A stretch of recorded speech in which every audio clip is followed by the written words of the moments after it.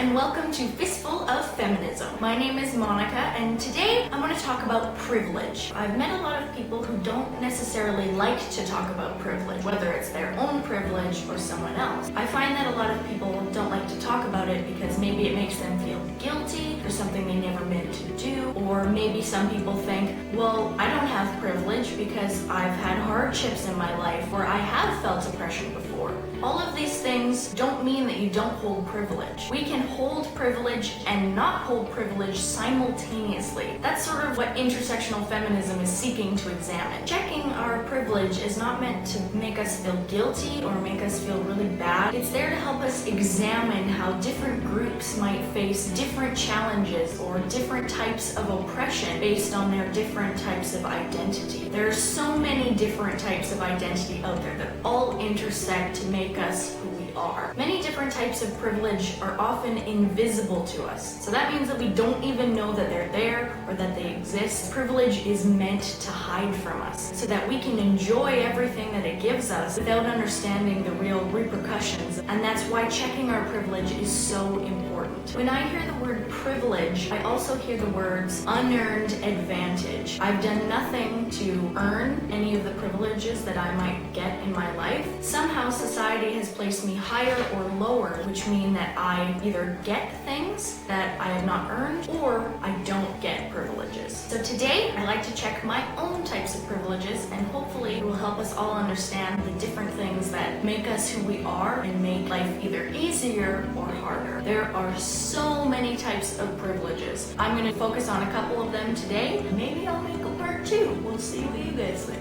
Remember, you can hold privilege and not hold privilege simultaneously.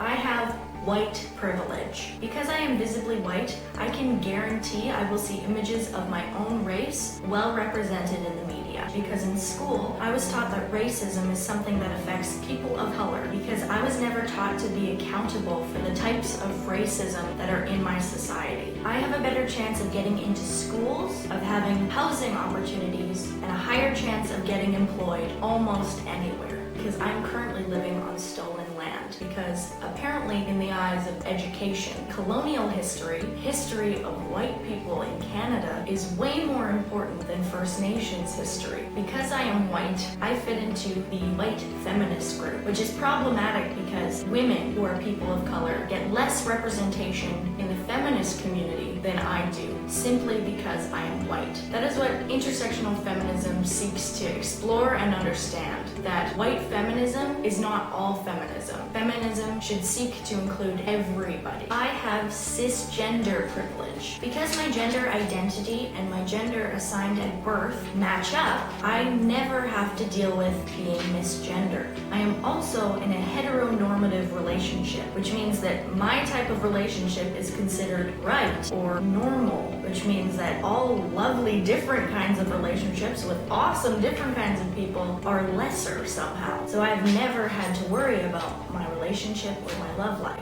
I have never had to worry about people using my proper pronouns. Yet this is something that happens in the trans community almost daily. I will never have someone come up to me and ask me invasive questions about my genitalia. Guess what? It's rude when you ask anyone. My sexuality and my gender expression have never come into question. In those categories, I hold privilege. Now I want to talk about where I don't hold privilege. I do not hold white male privilege. Whereas I do. I don't have to worry as much walking around at night. But I do. I don't garner sexual attention when I walk around without my shirt on. But I do. If I am ever sexually assaulted, no one will ask me what I was wearing that day. But they'll ask me. If I say I'm a feminist, people won't call me a man-hater. But they'll call me one. I hate you so much.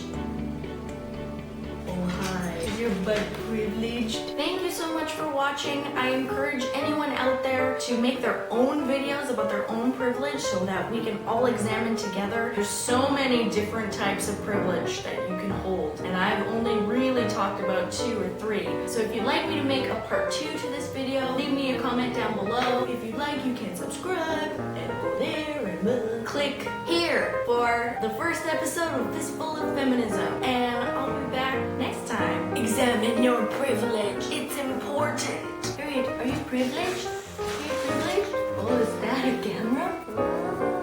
Oh, Okay, bye.